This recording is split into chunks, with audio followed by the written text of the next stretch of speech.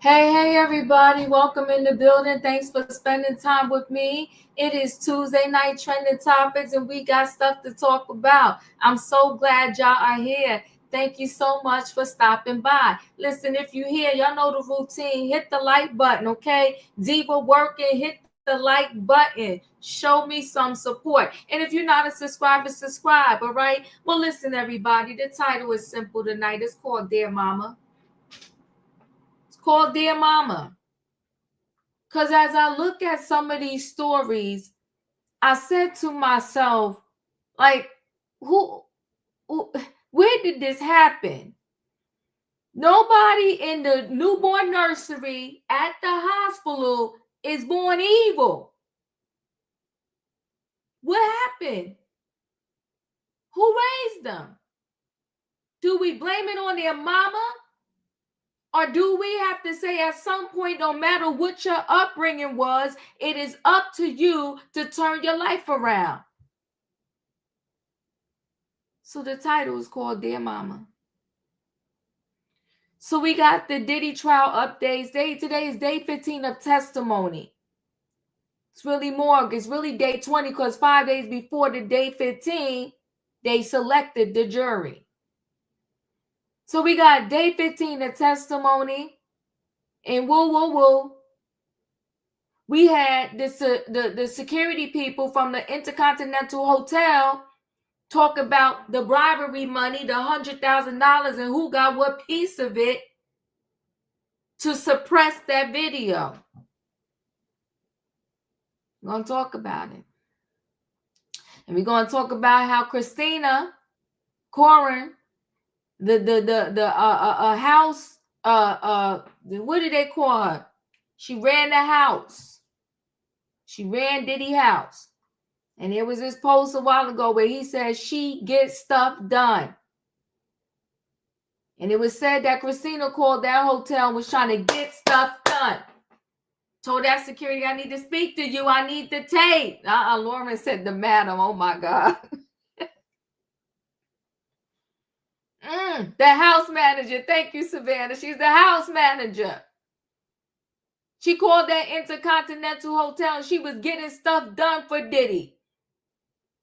She told them, I need that tape. And listen, in the Diddy orbit, because that's what I'm calling it. In the Diddy orbit, listen, you call and you call and you call and you call and you call the people.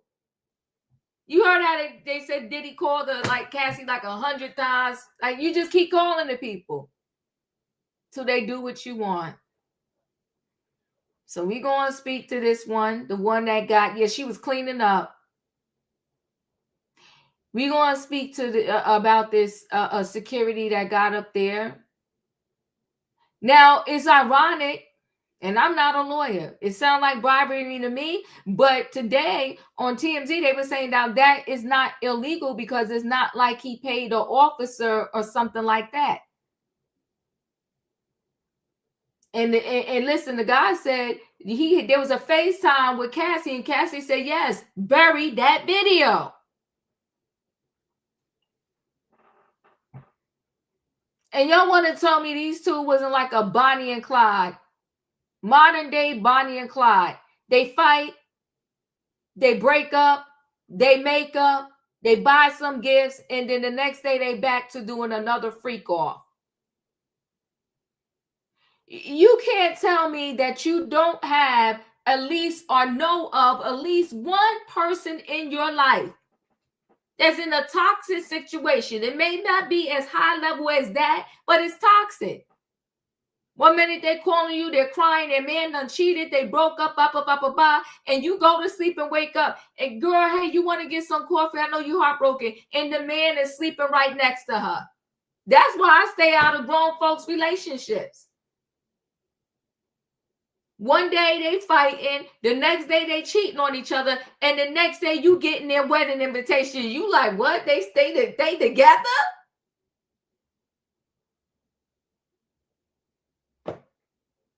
And 2 years later, they're having a baby.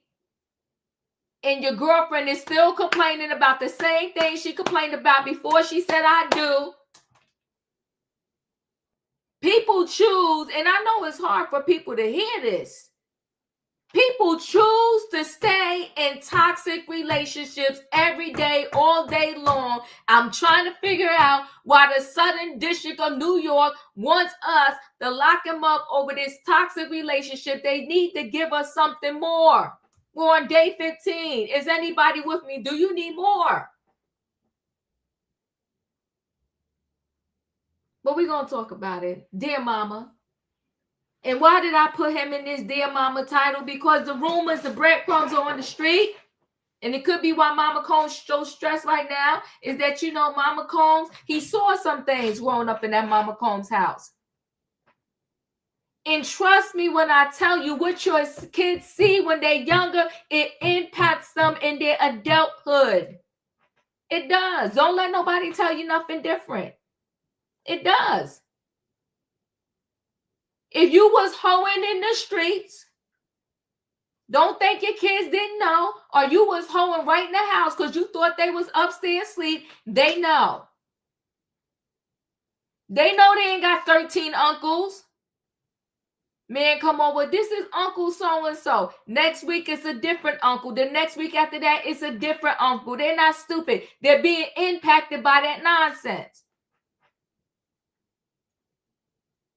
You in your house, rolling up the joints, because you know these walls and the way they build stuff now, it ain't made of nothing. You rolling up the joints, you think they upstairs sleeping,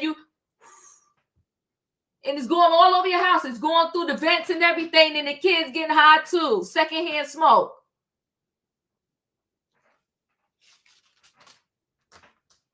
But we're going to talk about it. Then we're going to talk about Mike Tyson. Somebody, I think, wrote a new book about him. But he said him and his mother had a complicated relationship. He said he used to go get in his mother's bed for safety, I guess, when he was scared or whatever. And the mother thought he was asleep one night. She gets in the bed with some man, and she's having relations with this man, and her son is in the bed. But I give Mike Tyson one thing. He got awareness. He knows that his jacked up childhood is the reason why he's jacked up today. Those words came out of his mouth, not Diva. I'm going to let y'all listen. He said the reason why he has these complicated, messed up relationships now is because of his mama. Said his mama had men after men after men after man after man. That's why the title is called Dear Mama. Are we going to have to write an open letter and send it to all of these moms in the world? We need to send a memo. You're jacking up your kids. And then we got to work with them. Our kids got to go to school with them. We got to live next to them. Dear Mama, get your life together. You are your kids' first muse. They're looking at you. This is on you, Mom. I'm sorry. Okay, so the dad left you. I don't know what to do, but you are it. So we're going to need you to rise to the occasion. Then we're going to talk about the story we didn't get to do yesterday. The shocking school scandal. Shocking school scandal. The principal. The principal is touching the teachers. They had a meeting at the school. When they had the meeting, the parents was upset. Parents was upset. And they was like, why did it take, I'm listening because I listen a lot. They said, why did it take the adults to say something for something to happen? And I said, I had to run it by again. I said, what did their mother say? To me, she was alluding to the teachers wasn't the only ones that this principal touched.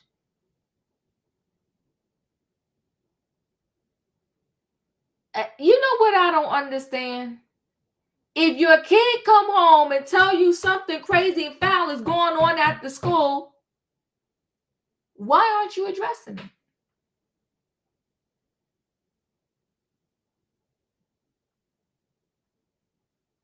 Well, the principal, like many others, whether they're a celebrity or non-celebrity, when they're being accused of a heinous crime, the first thing they say is it's all lies. So the principal is calling it lies. He's calling them disgruntled employees. So he wants us to believe that two teachers got together to conspire against him, say that he touched them because they mad.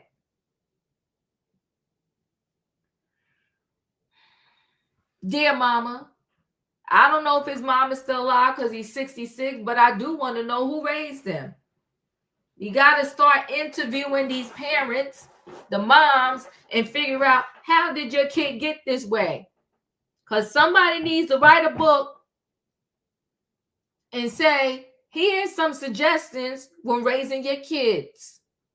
If you are a single parent, you shouldn't be bringing in all of these different people into your home. They don't even like you. You think they're going to do work by your kids? I've done too many stories on this channel where the stepfather, the boyfriend, whatever you want to label him as, did something to the kids. A lot of those kids are not even alive anymore. Remember, we got the one story, and I got to check into that and follow up on that, where the girl was with the grandmother. The mother didn't have her. The father, that we don't know if he was really the father, ended up taking that girl's life, putting her in the building, burning her. It's just sick. It's just sick. Give your kids a break. You had them. Now listen, people, y'all know what I need in the chat. I don't talk too much. I need a what? I need a choo-choo. Hold aboard, everybody. It is Tuesday night trending topics, and we got stuff to talk about, okay? The title is called Dear Mama. We got the Diddy updates. We got Mike Tyson, okay? The mom. And then we got this shocking principal story. Hold on. Let me see if I could, let me see what I could do here for y'all. 1 second. Let me see if I got something in here. Maybe I got to share screen. Hold on 1 second. Now I'm going to bring the people on in. Hold on.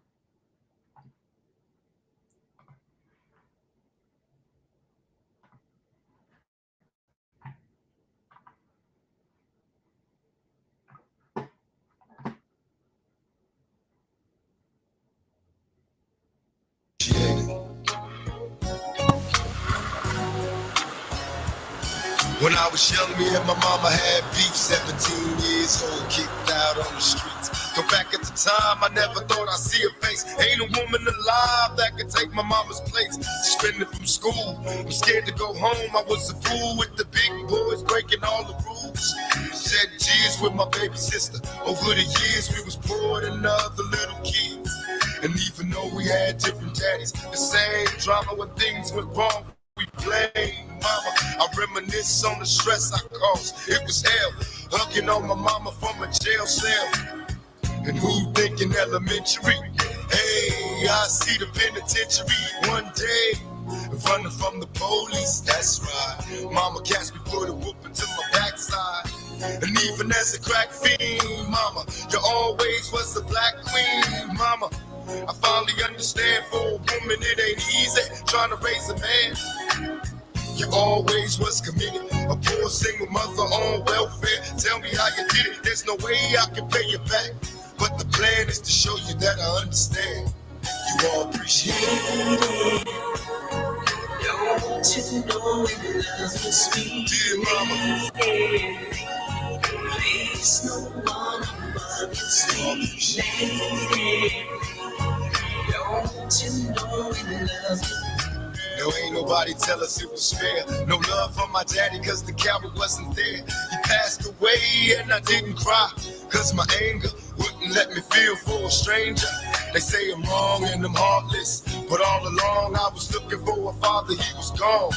I hung around with the thugs, and even though they sold drugs, they showed a young brother love. I moved out, started really hanging. I needed money of my own, so I started slanging. I ain't guilty, cause even though I sell rocks, it feels good putting money in your mailbox. I love paying rent when the rent's due. I hope you got the diamond necklace that I sent to you. Cause when I was low, you was there for me. You never left me alone because you cared for me. And I can see you coming home after work late. You're in the kitchen trying to fix us a hot plate. You're just working with the scraps you was given. And mama made miracles every Thanksgiving. But now the road got rough, you're alone. You're trying to raise two bad kids on your own. And there's no way I can pay you back. But my plan is to show you that I understand. You all appreciate it. Listen. Dear mama, you know, we're going to go ahead and start with the Diddy trial because that's what we do. And, you know, his mama is in the court supporting him because that's what she do. And I ain't mad at her because, you know what, maybe what she's seeing today is a result of something she did yesterday. Now, he's a grown man. We can't blame it all on mama. But you know what? Your foundation starts with your home. So let me go ahead and let me see which, there's so many stories I could go into and share for this Diddy thing. Let me share this one from Rolling Stone first, and we'll see.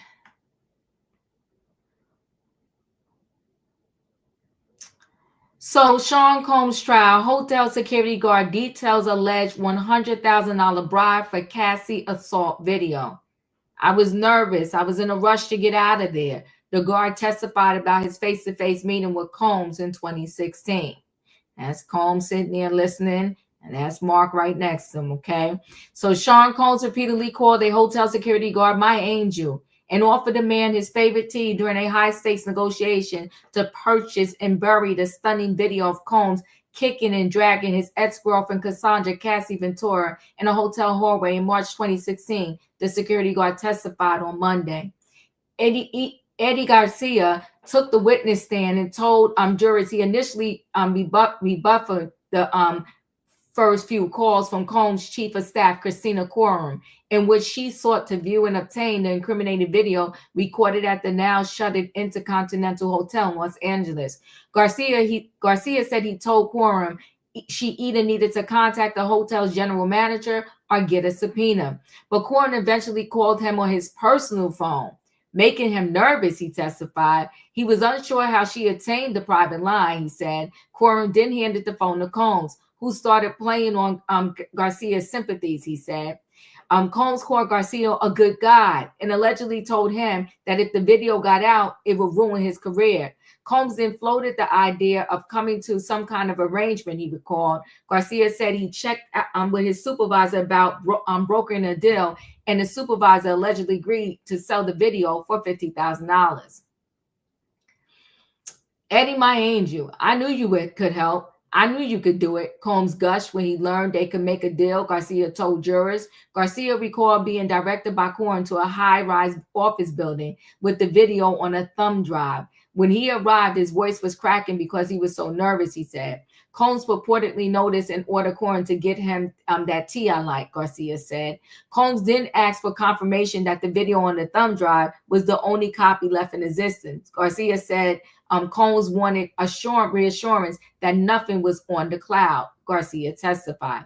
When Garcia said he was concerned he might get in trouble if Ventura reported the incident, Combs allegedly placed a video call to Ventura, who was bundled up in a hoodie.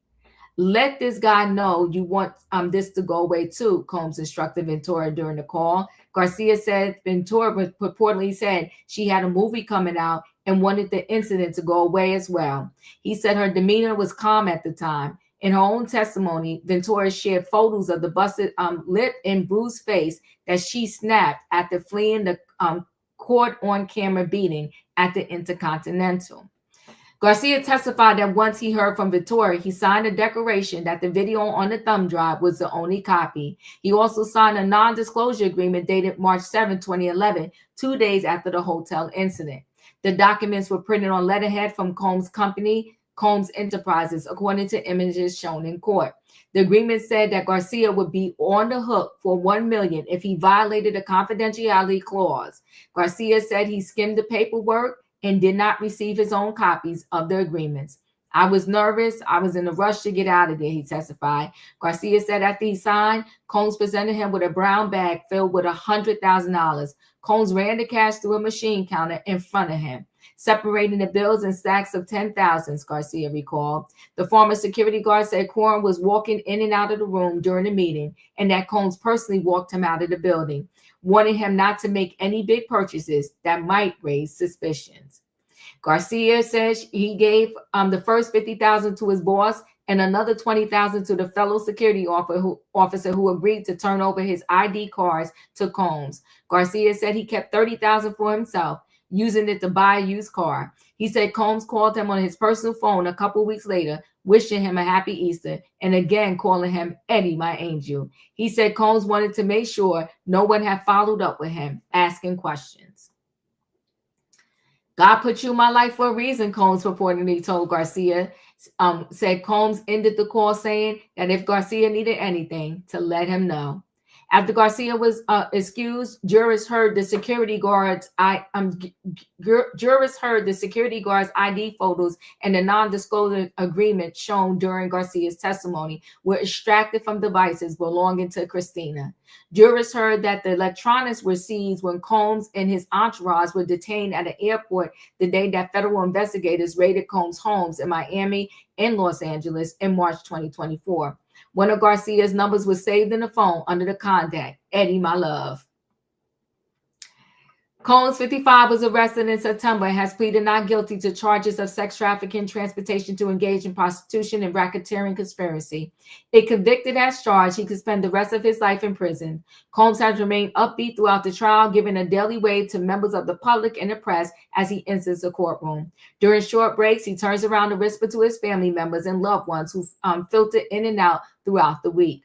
On Tuesday, Dana Tran, the mother of Combs' youngest daughter, Love, appeared for the first time since the trial's first week, jotting down notes from witnesses' testimony in a journal. During her opening statements delivered on the first day of Combs' sex trafficking and racketeering trial in New York, Assistant U.S. Attorney Emily Johnson said Combs used his inner circle to help facilitate a $100,000 bribe and keep his reputation and his power intact. She said the alleged instance of bribery and obstruction of justice supported the racketeering conspiracy charge in Combs' indictment. In filings and oral agreements over the last 8 months, prosecutors have claimed Combs ran a criminal enterprise that manipulated women into drug-filled, highly orchestrated sex marathons and male escorts that Combs watched and recorded. The encounters were known as freak-offs, hotel nights, and wild king nights, they said.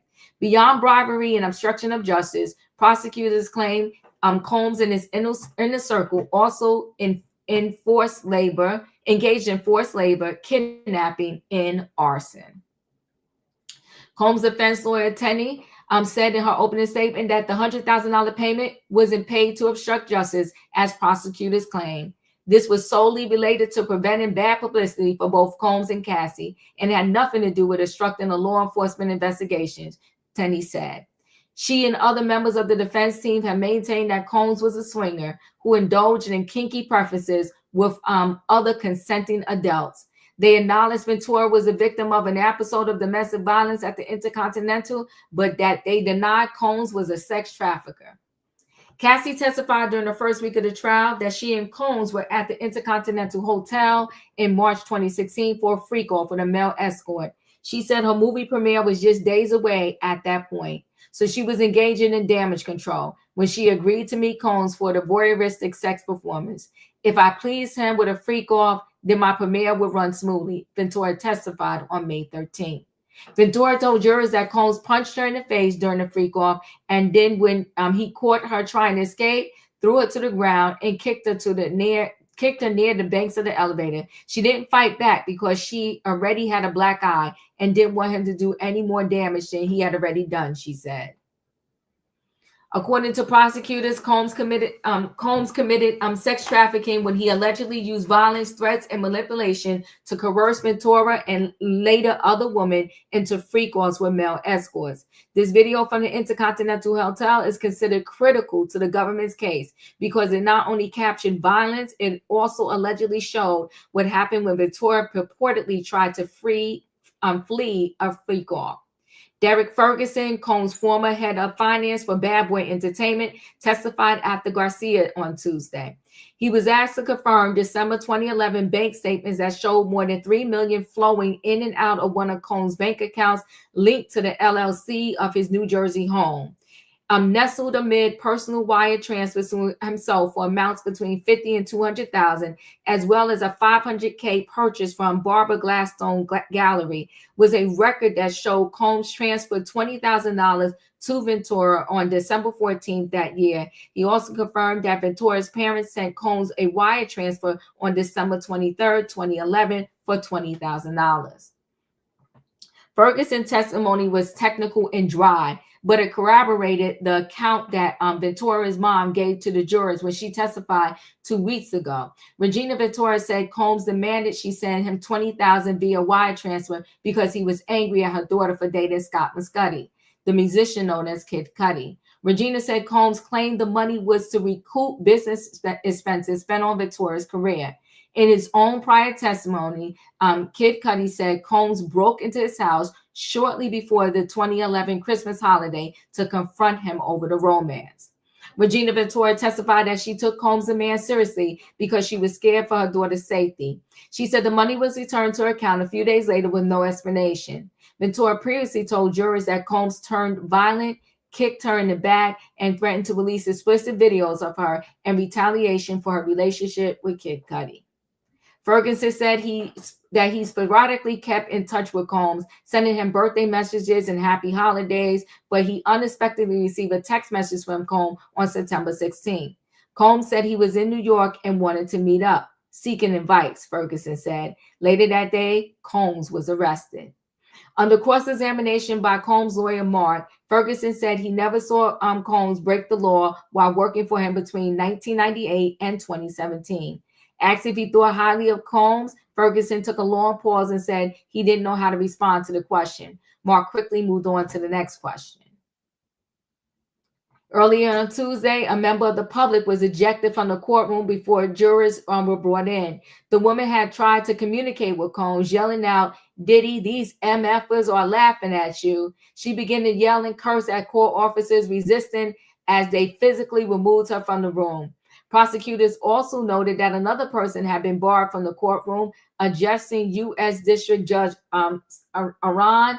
They said someone inside the courtroom on Monday had gone on their YouTube channel and disclosed the real identity of Combs' former personal assistant, Mia. The court previously sealed Mia's true name and allowed her testimony under a pseudonym. Whoo, child, the court is a whole circus down there. But I said that, and I stand by it. Felicia, your thoughts? Good evening. Thank you, Diva. So, folks, I'm listening. Now, they start on time with this court. They start at 9:00. So, before they actually bring in the jury and they bring in the public, often there are conversations that go on between the judge and the lawyers. And I think that starts about 8:30. And so this morning was crazy because we had so many people just going at it. So you had the pro Diddy group and the regular journalist and all of this screaming and yelling and all of these personalities interacting. So yeah, quite a few people got put out, but the judge, so you could get put out of the overflow room and maybe you can come back. But when you get put out of the courtroom, now that's a little bit different. So when all of that settled down this morning, Mr. Garcia, the security personnel, he came up, and yesterday he had created a scene because he was demanding immunity before he was going to testify. He wasn't going to get on that stand, and if they forced him, he was pleading the fifth. So they worked it out where he got immunity. Based on what I read, I believed what he said about the money, about how everything went down. What I thought was poignant and stuck out to me was he said to Mr. Combs that the girl, talking about Cassie Ventura, could subpoena and sue the hotel if he and his boss, Bill Medrano, were going to agree to this exchange. And Mr. Combs, he said no, she wants this gone too. And he gets Cassie on a phone and FaceTimes with Mr. Garcia, and she tells him, yeah, I want this video gone. I want it gone. So no worries. So they all signed these papers. And as Deba read to you, they never gave Mr. Garcia a copy. They never gave him a copy. He said a couple of weeks later, he went into the system to see if it was there, and he said it was gone.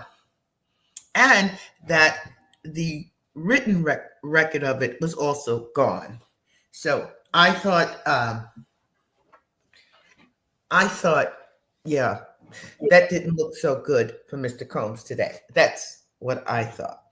And Mr. Ferguson, the gentleman from accounting, when people have a lot of money, they got a lot of money. So those numbers were big.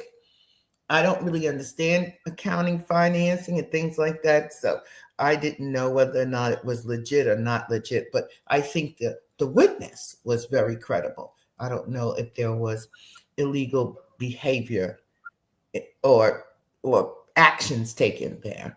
And with all of the drama, with the people who got put out, so some folks can't come back into the courtroom. There was a lot of stuff going on outside of court with a lot of YouTube content creators, and there's a lot of stuff going on inside of the court. But I think today was the first time I thought, oh, okay, we might be getting into some RICO stuff, some racketeering stuff. And I was kind of excited about it. I'm done. Well, thank you. I appreciate you. Katrina, your thoughts?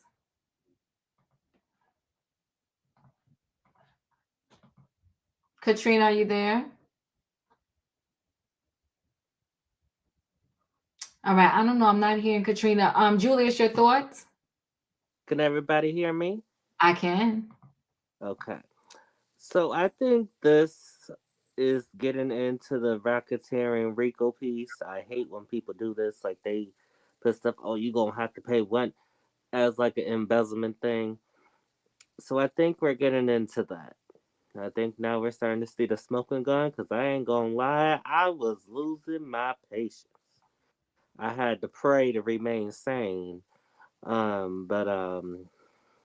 I'm gonna go off on because if Miss Felicia's excited, then okay, I guess I could be content right now. I'm gonna go off on how she feeling. Okay. Thank you, Savannah. Your thoughts? Good evening, Diva. Good evening, panel. I disconnected from the trial for a few days, so I played a little catch up last night and today just to see what witnesses came on and the family behavior of the family, were they still showing up and things like that. I was in New York this past week. I did go by the courthouse. There is a large crowd out there.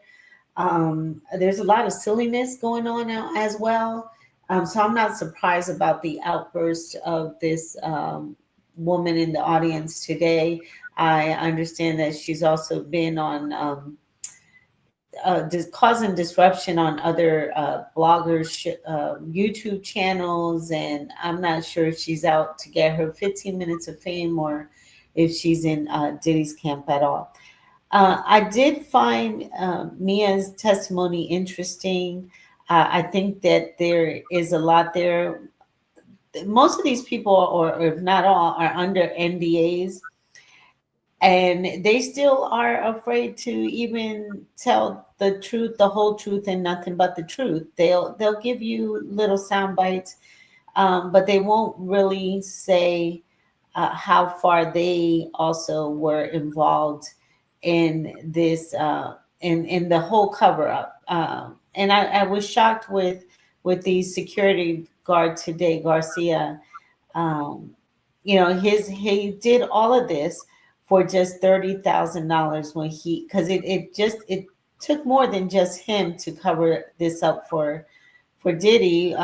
There was other security personnel, the director, and there should be so many more people at that defense table, and not just Diddy. And I think that's what frustrates me more about this trial is we all know what he did, and yeah, he's guilty of um, being physically abusive to women, and but there's so many more people that were tied into this story, and I too got a little bit more excited. I thought, okay, we're finally getting into something. That wasn't a good day for the defense, but the prosecution ain't doing that good of a job either.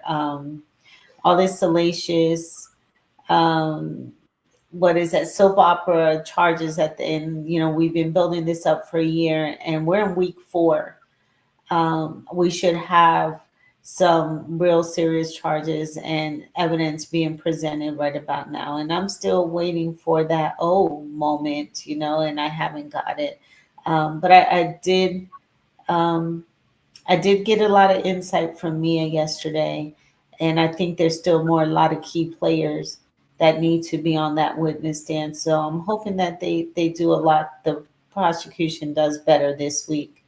I did see Gene Deal down there today, and he was trying to get in with a pit bull, which just goes to show how much of a circus this was. So Circus. I'm back invested.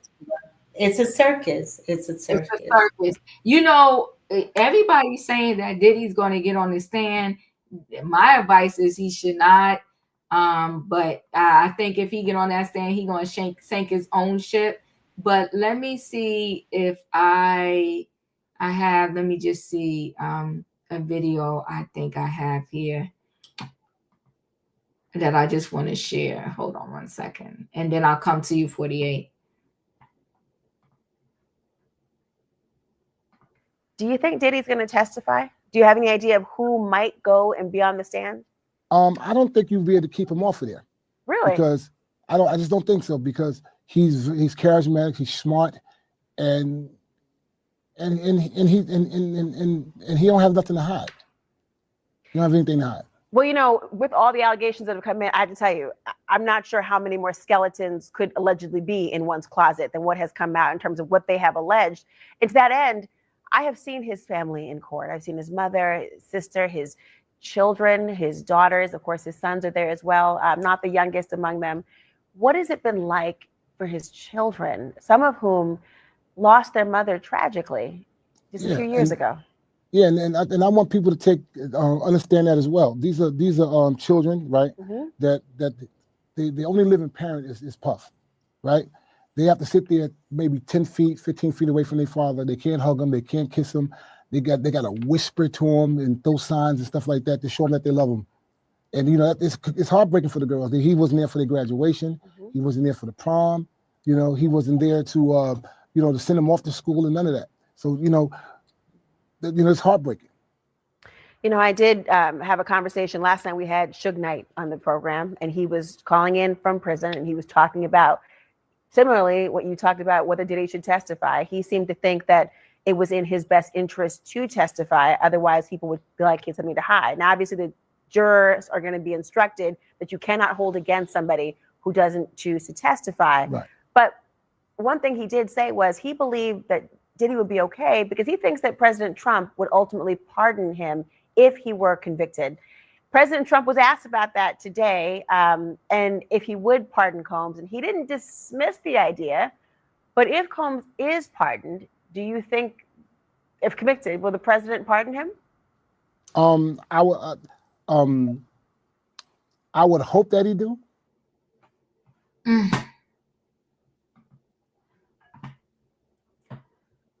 48, your thoughts? Hey Diva, hey chat.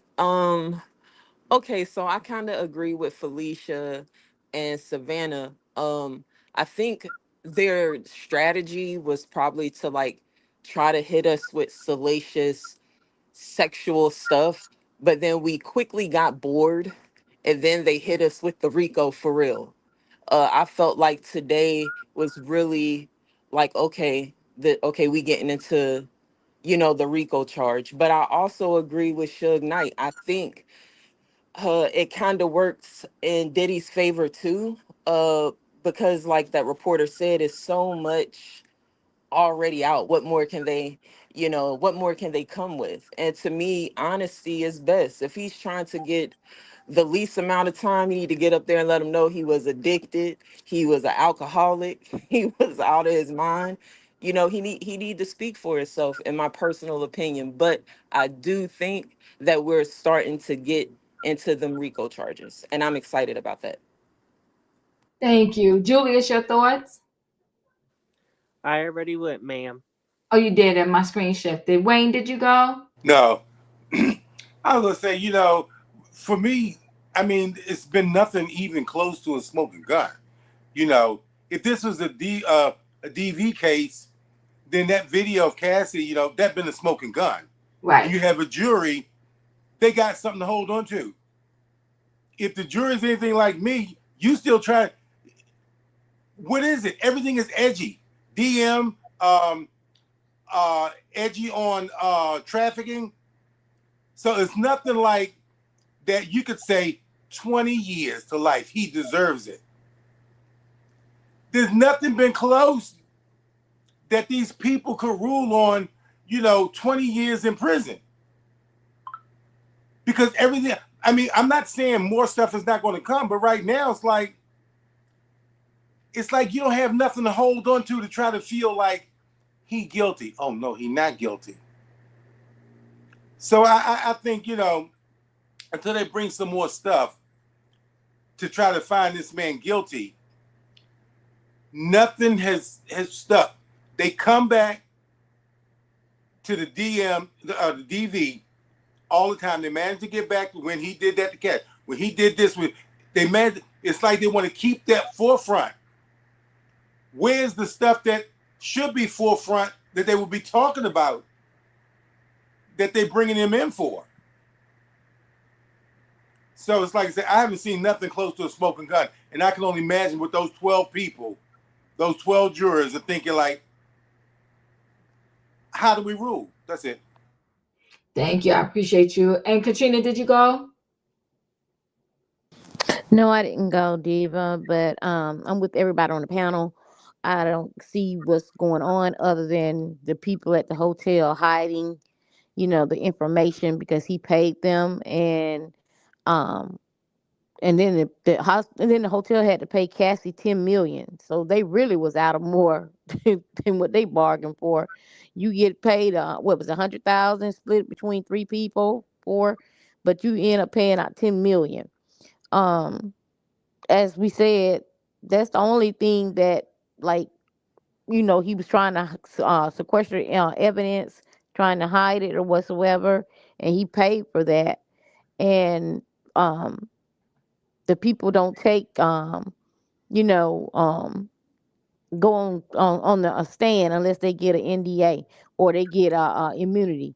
Um, I'm with Felicia. It should be more people sitting at that table with Diddy, because by them hiding that evidence and stuff like that, they should have been arrested too. And plus, he got it, and you took money from it. So I think, yeah, a lot of people need to be sitting at that table with Diddy, but they had took those they ain't got immunity, so they got to testify or either be a co-defendant like Diddy. But like you said, everybody's saying there's nothing that's so bad other than the DV that they have brought to us, and we haven't seen it, we haven't heard it, and maybe in the coming weeks they'll do something. But it's crazy, and even if they do, he's gonna get that pardon and get out of jail anyway. So because he didn't pay big money for his pardon, and we'll see how it goes. That's all I got, Diva. Thanks. Okay, so let me roll into my next story with Mike Tyson. First, I'm going to show you a clip. It was from 11 years ago, but then I'm going to read the article, which is recent because someone wrote a book, but it gives you a whole lot of insight. So take a listen. Let me share screen.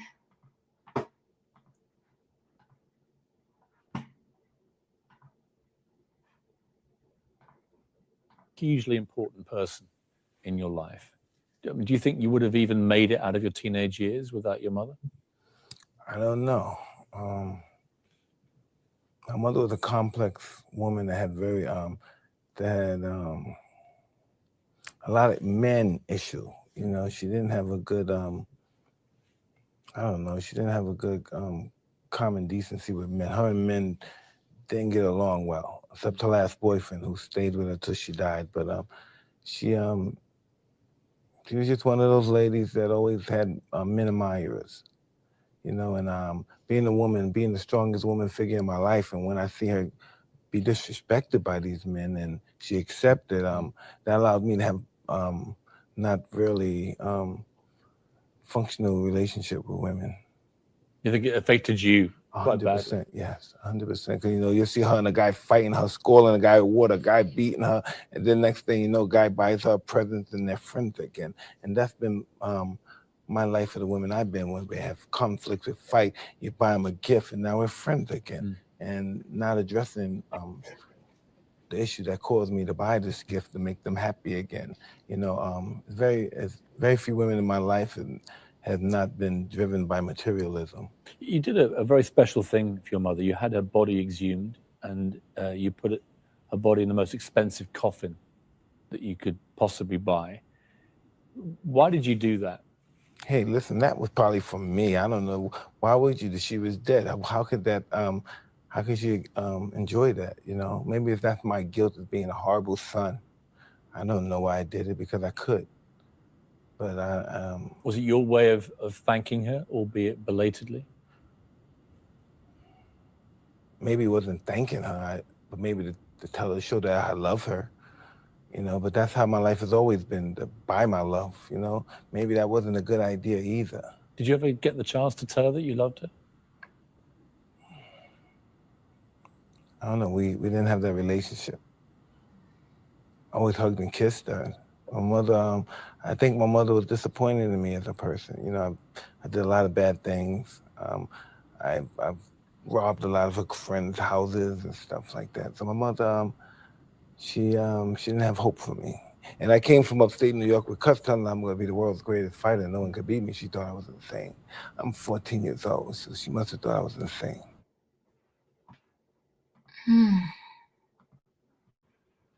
Little insight into Mike Tyson and what went on with his mother.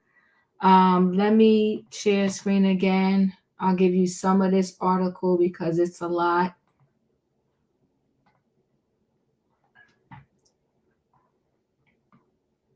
So young Mike Tyson slept in a bed with mom in her Johns, new book reveals.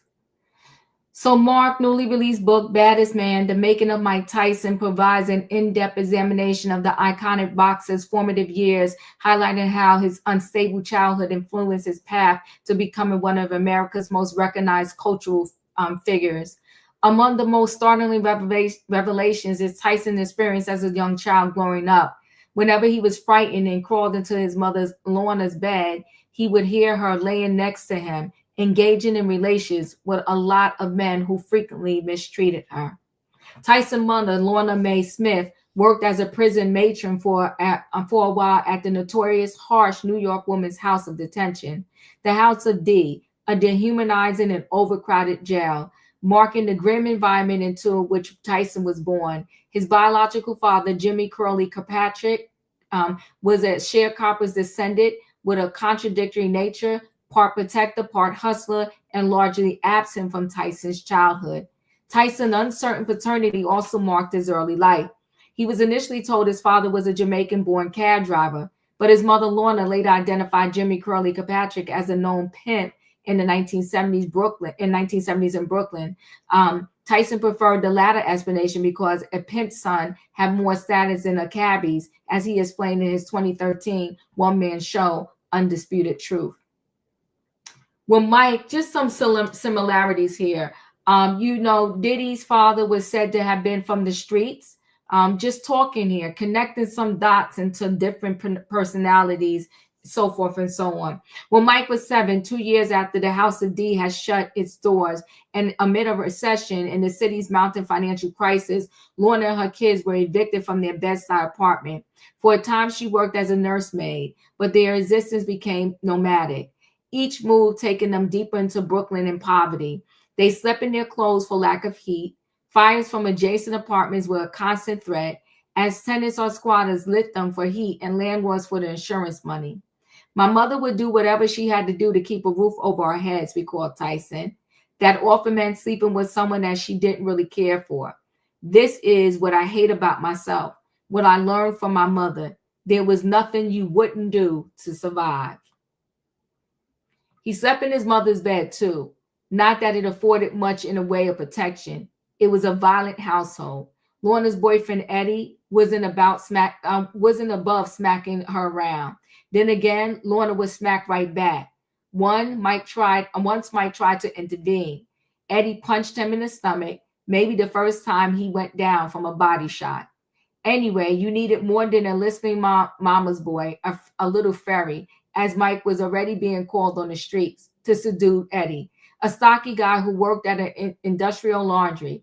You needed teamwork. Like the time Lorna managed to tackle him to the floor, Denise and Mike each went at Eddie's head, beating him with Rodney's platform shoes. Rodney's black lab jumped in too, taking bites where he could, while Rodney himself beat Eddie around the ankles with a baseball bat.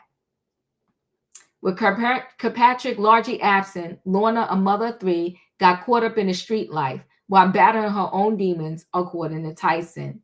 They drank, fight, and F. Break up, then drink, fight, and F some more, Mike will recall. And if it wasn't Eddie, it would have been another guy. And maybe little Mike would be in a bed alongside her. It happened at least once. Maybe Lorna thought he was sleeping, or she was just too drunk. For Mike, it all became part of the same notorious soundtrack. I knew what it was like to hear people scream in the middle of the night. The legendary boxer Cuss, the legendary boxer trainer, informally adopted the 16-year-old Tyson with his common law wife Camille after Lorna died from cancer in 1982. Kirkpatrick would pass away a decade later without Tyson ever knowing if he was truly his father, a role Cuss gladly filled into his own death in late 1985. The relationship between Tyson and Cuss proved transformative for both. Cuss saw in Tyson a chance for redemption decades after his first heavyweight champion, Floyd Patterson, lost his title to Sonny Liston, and Tyson Diamante had found his own intimidating force. The author suggests their relationship was complex. When I suggested to him that the bargain between young Mike and Cuss was essential and Fustin, and that Diamante was asking a 13-year-old kid, make me live forever, make me immortal. Tyson's response was, well, didn't I? Tyson's search for parental figures continued after Cuss' death. He was soon under promoter Don King's influence, a relationship that would later end in litigation. His volatile marriage to actress Robin Givens may have been partially influenced by her dominating mother. He was head over heels in love with Robin Givens for her beauty, for what she represented to him, the author explained. But I don't think that he fell for her despite her incredibly overbearing, domineering, and controlling mother. In some measure, Tyson fell for Givens because of it.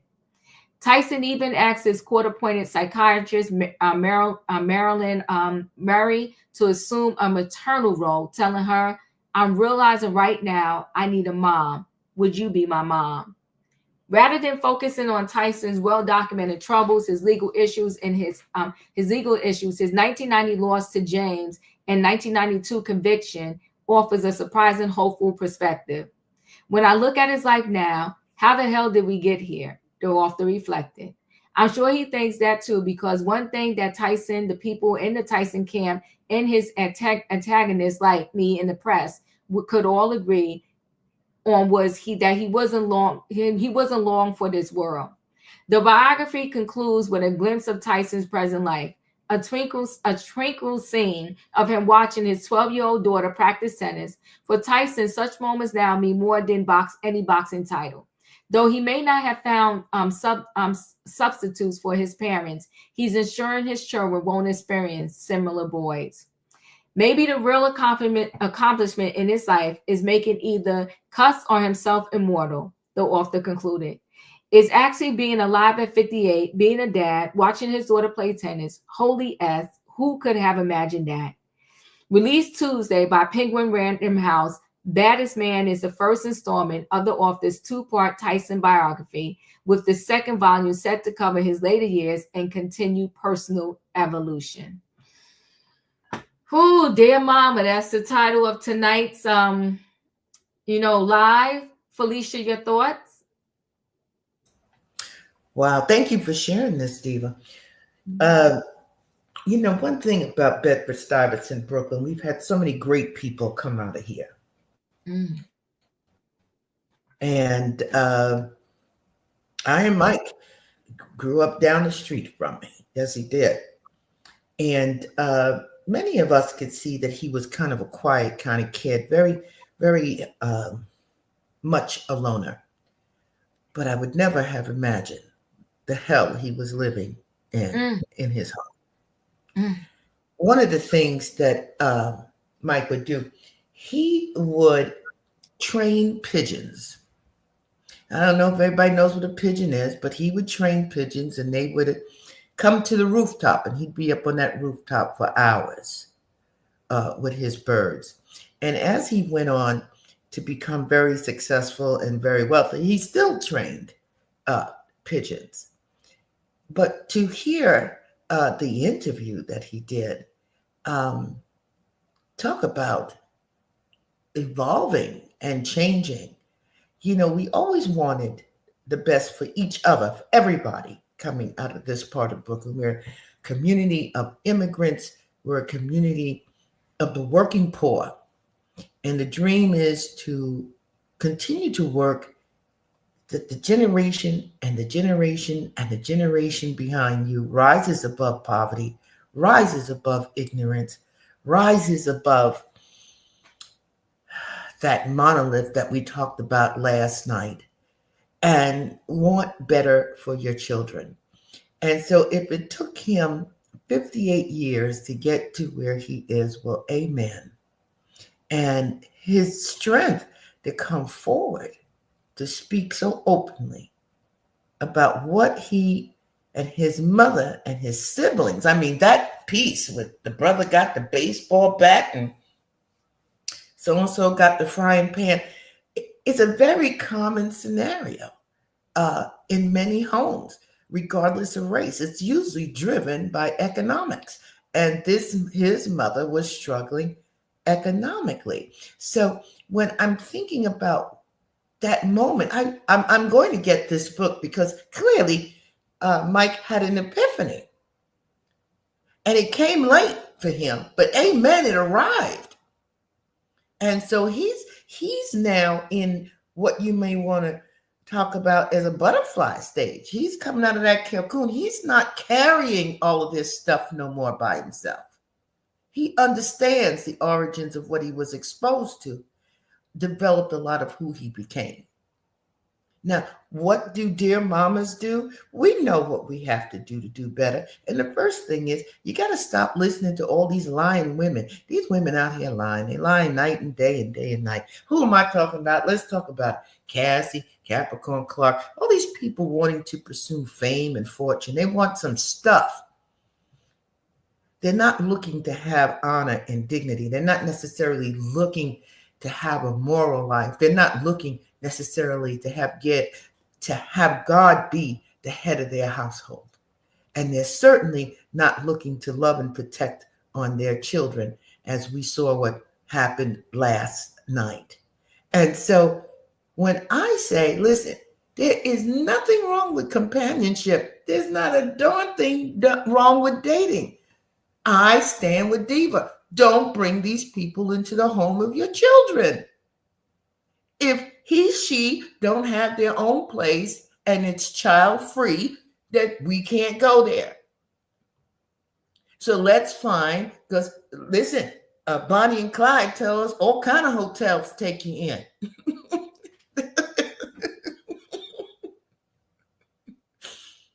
You're on mute, Diva. I'm on mute. She might as well write a book telling us what hotels can be used. Exactly. But they don't ask every state, every place. You better talk. Right. And so this is where you would go when you want to have intimate relations. But bringing people into your home, exposing your children, you don't know who these people are. You don't know what they're bringing. You say, oh, I like this person, but you don't know if this person is safe. And don't do it. He says in the statement, well, he doesn't know if his mother was under the influence or not, but he knew it was violent. He knew it was disrespectful. And that predator beat him and then called him names. How awful. And this, they said, he says it's in the 70s. And here we are in the 2025, and this is going on at rampant levels now. Because Diva is very good at showing us videos of these women putting men out, and then they're sending the children little shorts on the cell phone of what mama was doing. And yes, we can do better. And we have to ask for better. And you have to love and protect your children and say, if I'm going out, I think so-and-so is cute and sexy, tell them up front, we're not coming back to my place. I know that's right. We're just not. And if there's some children at your place, we're not going there either. That part. You better talk. Because all children deserve to be loved and protected. Every last one of them. And Mike, if you ever hear this, God bless you, and may you continue on your journey of healing and transformation. Amen. Thank you. Savannah, your thoughts?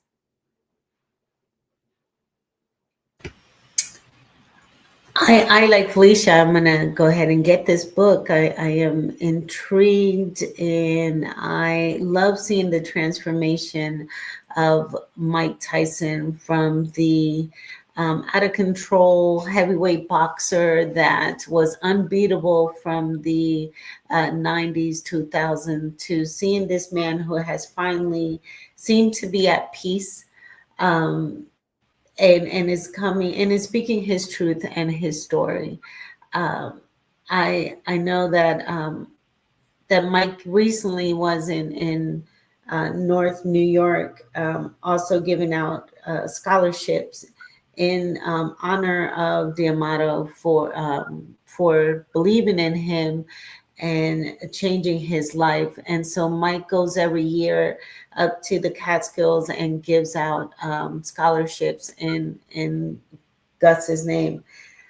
What intrigued me about this story is that he exhumed his mom's body to put her in a better coffin. I think that was his way of giving her honor and respect, even at times when she didn't give honor and respect to herself. This was a way of him showing his mom that he loved her and he protected her, even when her soul is no longer here. So I found that so moving, that he didn't know why he did it. He just knew that he had to give her some type of grace because maybe she didn't give herself grace by allowing men to come in to her home and be physically abusive to her and to her children, whether it was for um, necessity or he didn't know she was on substance or not, or I didn't catch that, but for whatever reason, she made bad choices. And I think this, and it makes, I can understand on a little bit more the turmoil that Mike was going through when he first came on the scene as a volatile boxer, and the relationships with women that he had, even going to jail for a time. I believe he was, if I'm not mistaken, he was charged with essaying a woman, and did some jail time. But I think that the people that were supposed to love and protect him, once Gus passed away, there was nobody else there. There was no one in his corner.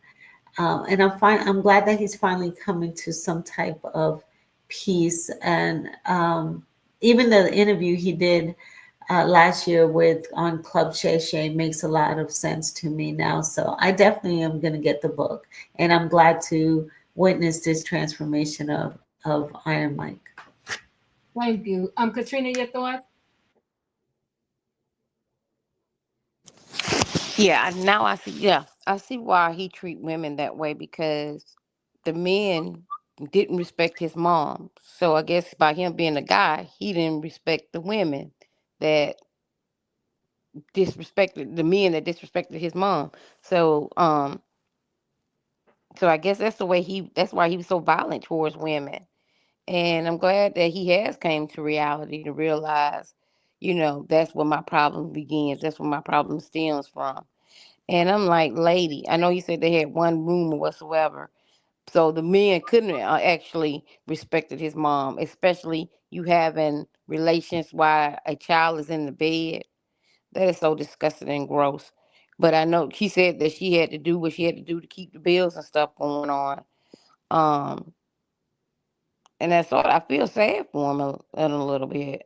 I mean, because I'm quite sure no child wants to know what their parents are doing, especially mom, because most of the time these guys will stick up for their mom. Some of them, I'm not saying all, but they will go up for their mom. And seeing that his mom is getting treated that way, they got a lot of anger inside of him because he couldn't do anything about it. So I get it. I honestly get it. So I'm happy that he's in a better place now. Um, I just wish the best for him. But that's all I got, Diva. Thank you. Julius, your thoughts? Ooh, everybody's commentary has impacted me.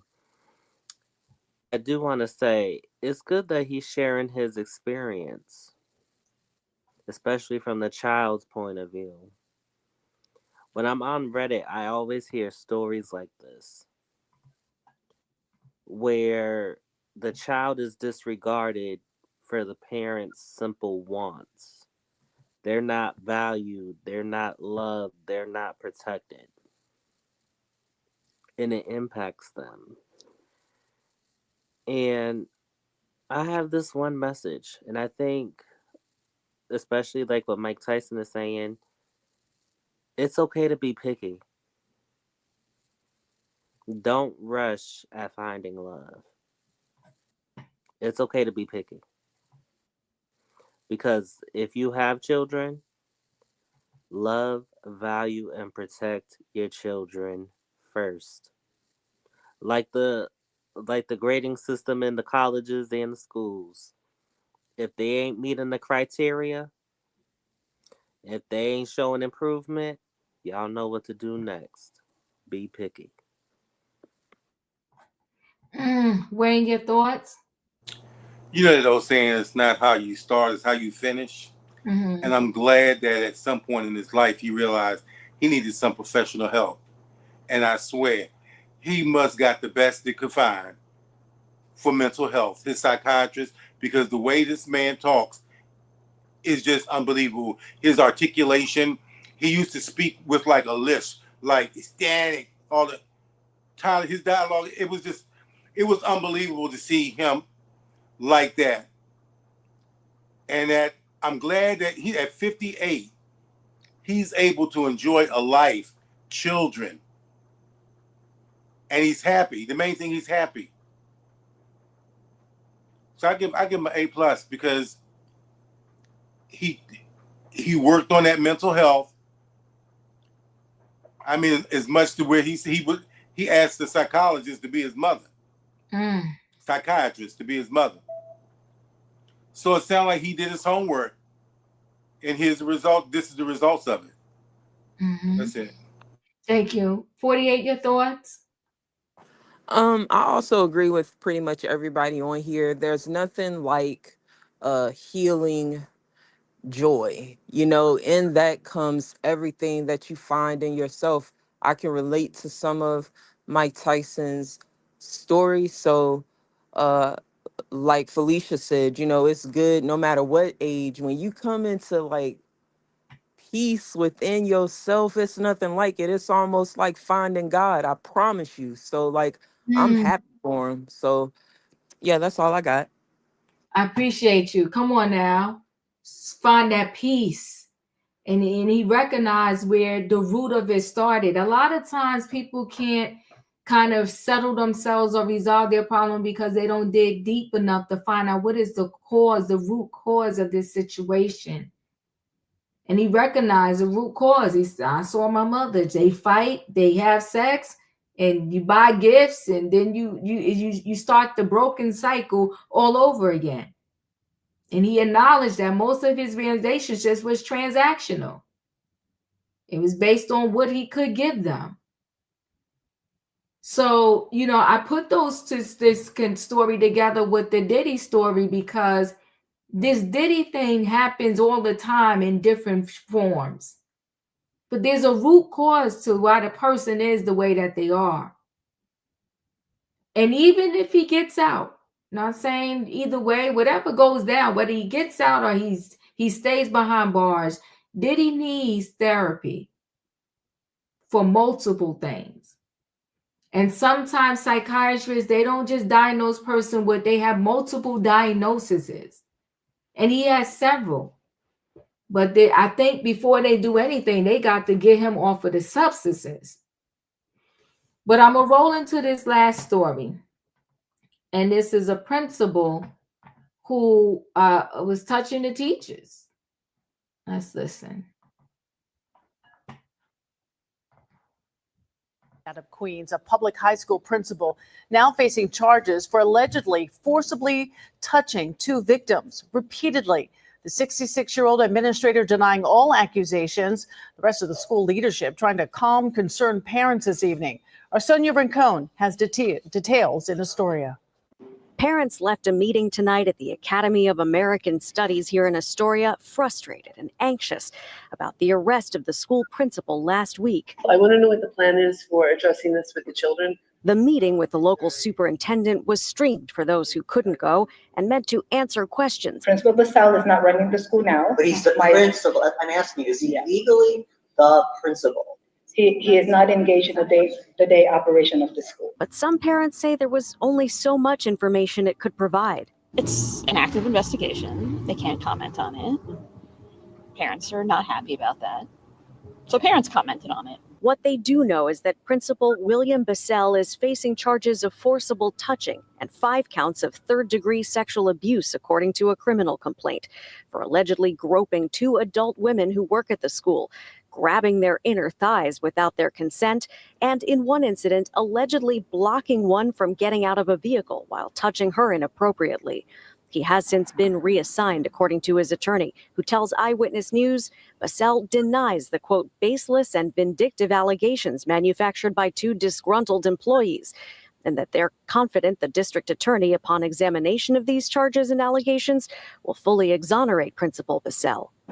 Most parents declined to speak on camera, but one told us that it shouldn't have taken this long for adults to be the ones complaining to investigate Bissell. Clearly, right now, we're talking about teachers, but for students, what's being done, if anybody wants to come forward and share any incidents or anything like that, what's taking place? Another big concern from parents tonight is how and when Bissell will be replaced, most likely for the start of next school year. Not much school officials can tell them while he's still an employee and their investigation continues. In Astoria, Sonia Rincon, Channel 7, Eyewitness. Now, you notice the parent at the very end said that what happens if kids come forward? Like, what would make her say that? I'm like, this is a mess. So veteran New York City high school principal sidelined after he was arrested for allegedly fondling 2 teachers on campus. A veteran Queens high school principal was arrested for fondling 2 female teachers in a series of creepy incidents and was promptly resigned by the city. William Bessel, 66, a longtime principal of the Academy of American Studies, was arrested on May 27th on charges of forcible touching and 5 counts of SA in the 3rd degree, according to a criminal complaint obtained by the Post. William allegedly grazed his hand over the inner thigh of a woman without her consent in 4 different incidents in 2023 and 2024, according to the complaint filed with Queens District Attorney Melinda Katz's office. In the 5th, and that's the principal right there, well, the ex-principal. In the 5th incident on June 6th last year, William allegedly got out of his car and stood in front of a woman and prevented her from leaving, and then grazed his hand against her neck and her breast over her clothes without consent, the complaint said. The 2 victims were teachers at the school, a law enforcement source said. William was replaced as principal in City Department of Education brass, where we're scheduled to hold an emergency meeting later Monday to discuss the bombshell arrest, which I showed y'all. We do not tolerate inappropriate behavior of any kind, and we take these allegations very seriously, a DOE spokesperson said, Department of Education. While we cannot comment on the specifics of this situation, we are addressing the matter urgently. William, who previously served as principal of Long Island City High School, turned himself in at the 112th Precinct Special Victims Unit. He has been reassigned by the city pending the outcome of the case. William received the prestigious National Arts Awards honor from Americans for Arts, a prominent cultural nonprofit, in 2004 for his work arts education. He was presented with the Special Arts Education Recognition Award by Carolyn Kennedy, the daughter of former President John F. Kennedy. One of the gifts that Bill has is that excitement about learning and sharing, she said, in an accompanying video that Laundry plays from students and his fellow educators at Long Island City High School. Other honorees included Hillary Clinton, Alec Baldwin, Lady Gaga, and Martin, whatever his last name is. William also been politically involved in his community. He previously ran to serve on the Pelham Manor Village Board of Trustees in Westchester County. His attorney denied the allegations and said they came from 2 disgruntled employees.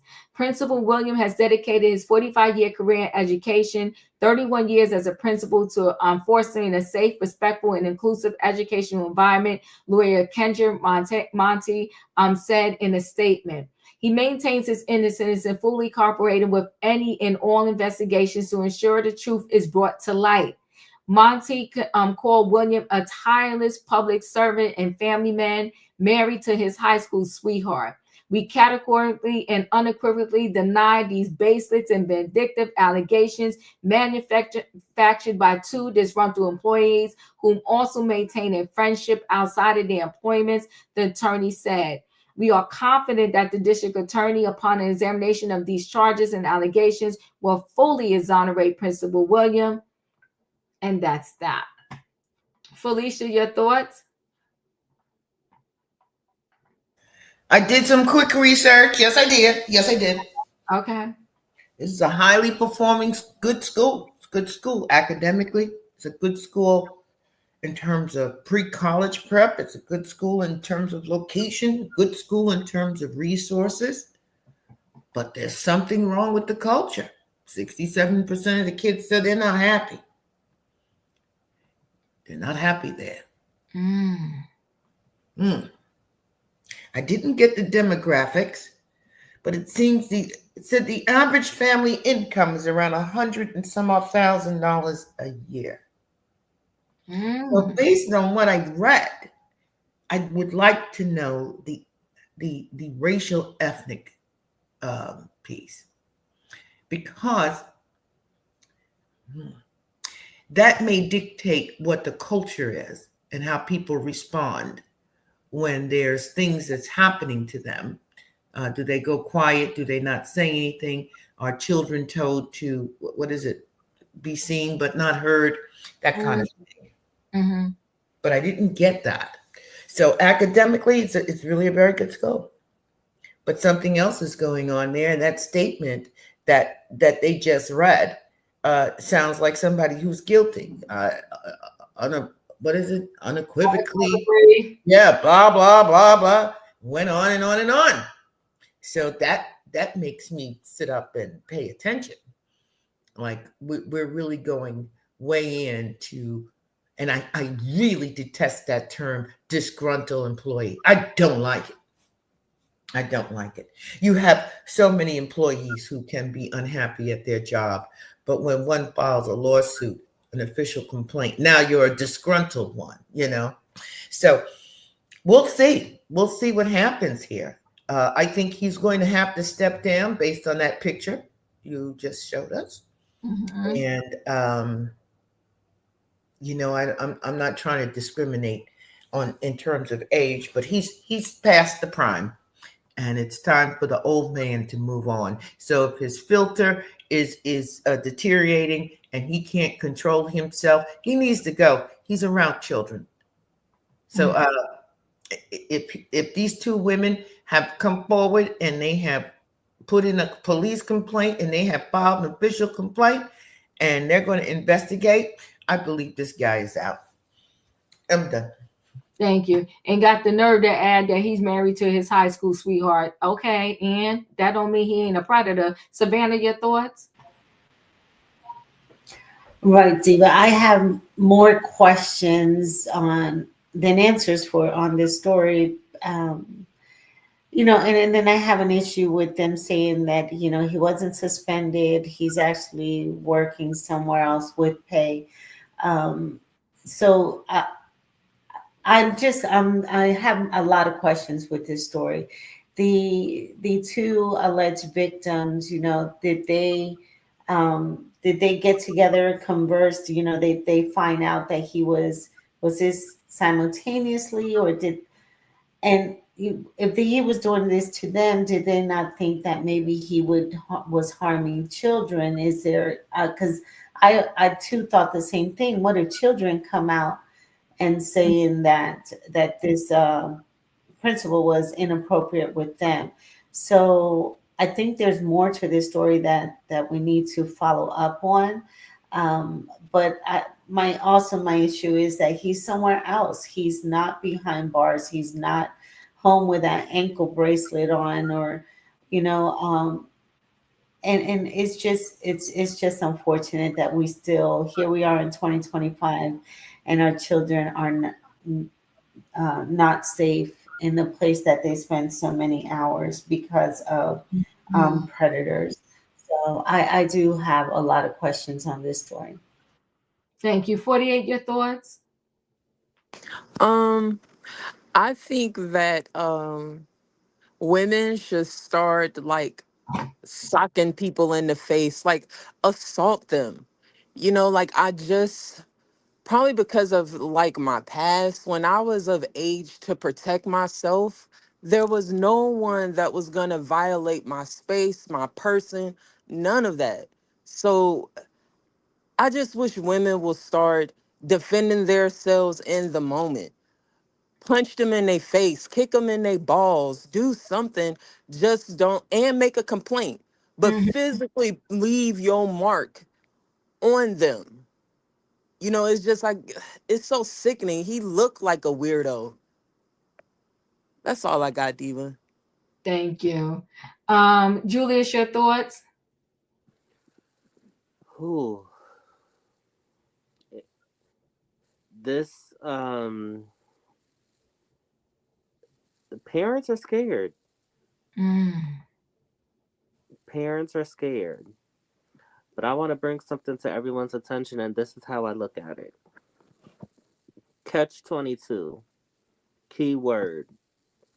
Reassigned. He's probably doing this to another woman as we're having this conversation. God forbid, I hope not. I hope I'm wrong. They don't want to terminate him due to his long stature. I don't care that he's married to his high school sweetheart. You could still be a disgraceful, disgusting monster. I had teachers when I was in high school. I didn't know this until years later. One, very explicitly, the student exposed what he was doing, and she exposed others. Others, I was very shocked to find out. So this does happen. Now, yes, it may be the adult ladies at the centerfold, but, and I got the undertone, I think students are involved in this one too. I hope I'm wrong with that. But something is suspicious. And the way they quickly reassigned him is suspicious. Thank you, Julius. Wayne, your thoughts? Yeah, I would say some of the same thing. I would have thought the school board would have erred on the side of caution since there was more than one report of his encounter and, reassign him. I would have rather seen them just, without pay. I mean, with pay, but to reassign him, it's like putting a Band-Aid on it. I don't think he would go at this point of what he's accused of. I mean, he'd have to be a real, crazy person to go to another school and try it. So he didn't need to be, to me, he didn't need to be reassigned. And for them, for the women who reported it, I mean, how you think they felt that they just moved him around as if he didn't do anything to them? So I think legally, out of all fairness, I'll let you finish, but I think legally, out of all fairness, right now it's an accusation, right? So they have to legally investigate. If they went and fired everybody off of an accusation, they could have a lot of lawsuits on their hand. So they have to take their accusations seriously, which they did. Reassign them. We don't know if he reassigned to maybe a desk job somewhere where he's just sitting and doing nothing, and they just reassigned because they still got to pay him in the meantime. But they did have a meeting with the superintendent, and I think really the reassignment is more about they don't want a legal issue. They have to rightfully investigate it, right? Oh, so they never had filed a police report? I mean, I guess they did, right? But you still, I could go file a report today, Wayne, but that don't mean I'm telling the truth. I'm not saying these ladies are lying, right? Right. No, I could file a police report and say Wayne did XYZ to me. You won't want them to fire you from your job. You will want some type of investigation. I think that's all they're doing. Yeah, but he would still got paid. I mean, Yeah, you would pay. I think I would have rather that too. Yeah. But a lot of times when they do this reassignment in the school district, they reassigning you to like a desk job, and you're not like going to be interacting or involved with actual students or people anyway. Mm-hmm.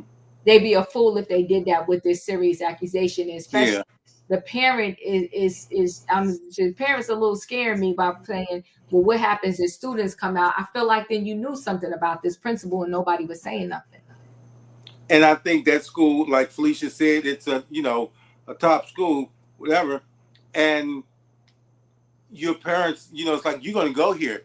They may want to go to maybe some other school, but it's going to, because they said with the salaries like they pay about 100. They make about 130.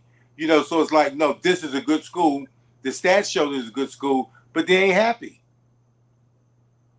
Yeah, that's a whole nother story for another day. Yeah, but you know what? Let me close out with the good news is that kid from Burger King, that GoFundMe is still rising up in the ranks. God bless him. So Burger King employee who worked last minute shift in graduation clothes after his high school ceremony gets $186K in donations. Just in case you don't remember, I'm gonna remind you. Is the gift that keeps giving. Tonight, a community continues to show up for a Gwinnett County graduate who clocked in for a shift at Burger King right after his graduation at Tequila High School. Now, Maria Mendoza was in the drive-thru and she took a photo of Michael Baker, who she says radiated joy as he served customers on his own special day. The photo led the community to raise money for him, and we told you earlier this week, it sat at about $20,000 tonight. It's more than 111,000, climbing by the minute. It is the gift that keeps giving. Tonight, a community continues to show up for Gwinnett County. So I thought that was so nice to see. I'm so happy for that kid, and I hope he gets into a college. He said he wants to go to technical school. Whatever he does, I hope he really gets into it. And I hope, like somebody else has said, that the money all goes to his education. Listen, guys, y'all know the routine. If you didn't hit that like button on the way in, hit it on the way out. Good night and goodbye, everybody.